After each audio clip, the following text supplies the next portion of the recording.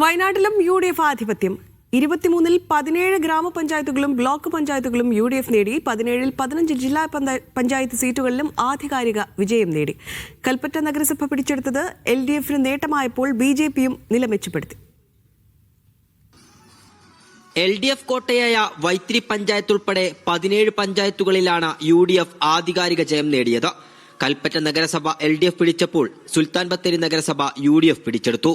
മാനന്തവാടിയിൽ LDF ഭരണം നിലനിർത്തി. 4 ബ്ലോക്ക് പഞ്ചായത്തുകളിലും വിജയം UDF-ന്. ജില്ലാ പഞ്ചായത്തിൽ 17 സീറ്റുകൾ UDF നേടി. ചരിത്രത്തിലാദ്യമായി മൂപ്പൈനാട് ഗ്രാമപഞ്ചായത്ത് നേടാനായത് LDF-ന് ആശ്വാസമായി. UDF-ന്റെ കൈവശമുണ്ടായിരുന്ന പൂതാടിയിൽ നറുക്കെടുപ്പിലൂടെ ഭരണം നിശ്ചയിക്കപ്പെടും. വയനാട് ജില്ലാ പഞ്ചായത്ത് പ്രസിഡന്റ് സംഷാദ് മരക്കാർ കോൺഗ്രസ് വിമതൻ ബിനു ജേക്കബിനോട് തോറ്റു. ദുരന്തബാധിത മേഖലയിൽ LDF-നാണ് വിജയം. തിരുനെല്ലിയിൽ ചേലൂർ വാർഡിൽ CPI സ്ഥാനാർത്ഥിക്കെതിരെ CPIM വിമത പുഷ്പ വിജയിച്ചു. BJP 21 സീറ്റുകളിൽ മുന്നേറ്റമുണ്ടാക്കി. ഇടത്തുകോട്ടയായ തിരുനെല്ലിയിൽ ഒരു വാർഡും കൽപ്പറ്റ നഗരസഭയിൽ 2 സീറ്റും ഇതിൽ ഉൾപ്പെടും. മുള്ളംകൊല്ലി പഞ്ചായത്ത് 16-ാം വാർഡിൽ ആം ആദ്മി പാർട്ടിയും സിനി ആന്റണിയുടെ അക്കൗണ്ട് തുറന്നു. മീഡിയ 1 വയനാട്.